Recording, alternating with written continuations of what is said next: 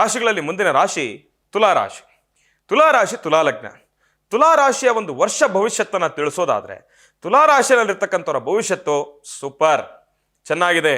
ತುಲಾರಾಶಿಯಲ್ಲಿರ್ತಕ್ಕಂಥವ್ರು ಕಳೆದ ವರ್ಷ ಶನಿ ಪರಮಾತ್ಮನ ವಕ್ರದೃಷ್ಟಿಯಿಂದ ಎಲ್ಲೋ ಒಂದು ಕಡೆ ಒಂದಿಷ್ಟು ಸಮಸ್ಯೆಗಳನ್ನು ಅನುಭವಿಸಿದ್ರಿ. ಒಂದಿಷ್ಟು ಮನಸ್ಸಿಗೆ ನೋವುಂಟಾಗ್ತಕ್ಕಂಥ ಪರಿಸ್ಥಿತಿ, ನಿಂದನೆಗೊಳಗಾಗಿರ್ತಕ್ಕಂಥದ್ದಿತ್ತು, ಅವಮಾನಗಳಿಗೆ ಒಳಗಾಗಿರ್ತಕ್ಕಂಥದ್ದಿತ್ತು. ತಾವು ಮಾಡಿರ್ತಕ್ಕಂಥ ಕೆಲಸದಲ್ಲಿ ಒಂದು ತೃಪ್ತಿ ಇಲ್ಲ. ತಾವು ಏನೇ ಕೆಲಸ ಮಾಡಿದ್ರು ಕೂಡ ಪಕ್ಕದಲ್ಲಿರೋ ವ್ಯಕ್ತಿ ನೀನು ಮಾಡಿದ ಕೆಲಸ ಏನಂತ ದೊಡ್ಡದಲ್ಲ ಬಿಡು ಅನ್ನೋ ಒಂದಿಷ್ಟು ಮನಸ್ಸಿಗೆ ನೋವುಂಟಾಗ್ತಕ್ಕಂಥ ಒಂದಿಷ್ಟು ಮಾತುಗಳು, ಇದೆಲ್ಲವನ್ನು ಕೂಡ ಅನುಭವಿಸಿರ್ತಕ್ಕಂಥದ್ದಿತ್ತು. ಆದರೆ ಈ ವರ್ಷದ ಭವಿಷ್ಯದಲ್ಲಿ ತುಲಾರಾಶಿನಲ್ಲಿರ್ತಕ್ಕಂಥವರ ಭವಿಷ್ಯದಲ್ಲಿ ಸಾಕಷ್ಟು ಬದಲಾವಣೆಯನ್ನು ಗಮನಿಸ್ತೀರಿ. ಜನರನ್ನು ಸಂಪಾದನೆಯನ್ನು ಮಾಡ್ತೀರಿ, ಜನರ ಪ್ರೀತಿ ವಿಶ್ವಾಸಕ್ಕೆ ಪಾತ್ರರಾಗ್ತೀರಿ, ಒಂದಿಷ್ಟು ಒಳಿತನ್ನು ಸಿದ್ಧಿಪಡಿಸ್ಕೊಳ್ತೀರಿ, ಕೌಟುಂಬಿಕ ಕಲಹಗಳನ್ನು ದೂರ ಮಾಡ್ಕೊಳ್ತೀರಿ. ಅದರಲ್ಲೂ ದುಡ್ಡು ಕಾಸಿನ ವಿಚಾರದಲ್ಲಿ ಈ ವರ್ಷ ಸ್ವಲ್ಪ ಗಳಿಸ್ತಕ್ಕಂಥದ್ದು ಇರುತ್ತೆ ಅಂತಾನೆ ಹೇಳ್ಬೋದು, ಕಳ್ಕೊಳ್ತಕ್ಕಂಥದ್ದು ಸ್ವಲ್ಪ ಕಡಿಮೆ ಅಂತಾನೆ ಹೇಳ್ಬೋದು. ಏನ್ ಗುರುಗಳೇ ನೀವು ಈ ರೀತಿ ಹೇಳ್ತಾ ಇದ್ದೀರಲ್ಲ, ಆ ರೀತಿಯಾಗಿರ್ತಕ್ಕಂಥ ಅನುಭವ ನಮಗೇನು ಆಗ್ತಾ ಇಲ್ವಲ್ಲ ಅಂತ ತಾವು ಕೇಳ್ಬೋದು. ಪ್ರಾರಂಭದ ಕ್ಷಣಗಳಲ್ಲಿ ಆ ರೀತಿಯಾಗಿರ್ತಕ್ಕಂಥ ಅನುಭವಗಳು ಸ್ವಲ್ಪ ಕಡಿಮೆನೆ. ಆದರೆ ಕಾಲಕ್ರಮೇಣ ತಾಯಿ ಮಹಾಲಕ್ಷ್ಮಿಯ ಅನುಗ್ರಹ ನಿಮ್ಗಿರುವ ಕಾರಣದಿಂದ ನಿಮ್ಮ ಇಷ್ಟಾರ್ಥಗಳನ್ನು ಕಾರ್ಯಸಿದ್ಧಿಪಡಿಸ್ಕೊಳ್ತೀರಿ. ಎಲ್ಲೋ ಒಂದು ಕಡೆ ಸ್ಥಿರ ಮಹಾಲಕ್ಷ್ಮಿ ನಿಮ್ಮ ವಾಸ್ತುಗೃಹದಲ್ಲಿ ನೆಲೆಸ್ತಕ್ಕಂಥವಳಿರ್ತಾಳೆ. ತಾವು ಟೆನ್ಷನ್ ಆಗೋ ಅವಶ್ಯಕತೆ ಇಲ್ಲ. ಸಾಲ ಸೋಲ ಅಂತ ಹೇಳಿ ಸಮಸ್ಯೆಗಳನ್ನು ಅನುಭವಿಸಿರ್ತೀರಿ. ಆ ಸಾಲದ ಬಾಧೆಯಿಂದ ಎಲ್ಲೋ ಒಂದು ಕಡೆ ಋಣಮುಕ್ತರಾಗ್ತಕ್ಕಂಥವ್ರು ಇರ್ತೀರಿ. ತುಲಾರಾಶಿನಲ್ಲಿರ್ತಕ್ಕಂಥವ್ರು ಎಲ್ಲೋ ಈ ವರ್ಷ ಅಂತಾನೆ ಹೇಳ್ಬೋದು.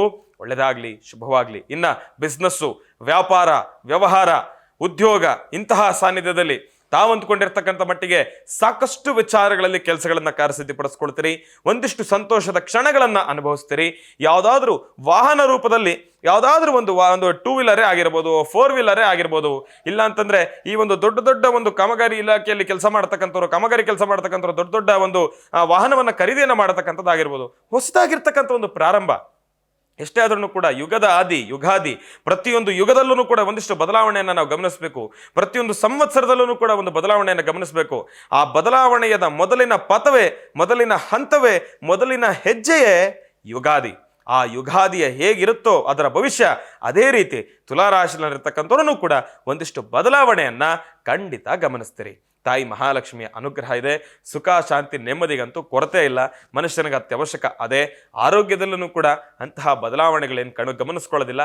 ಸಣ್ಣ ಪುಟ್ಟ ಎದುರಾಗುತ್ತೆ, ಅದಕ್ಕೆಲ್ಲ ತಲೆ ಕೆಡಿಸ್ಕೊಳ್ಳೋ ಅವಶ್ಯಕತೆ ಇಲ್ಲ. ಯಾವ ತಾಯಿ ನನಗೆ ಮಗು ಇಲ್ಲ ಅಂತ ನೊಂದಿದ್ದೀರೋ ಈ ವರ್ಷ ಅದರಿಂದ ಒಂದು ಸಂತೋಷದ ಒಂದು ಸುದ್ದಿಯನ್ನು ಕೂಡ ಕಂಡುಕೊಳ್ತಕ್ಕಂಥವ್ರು ಇರ್ತೀರಿ.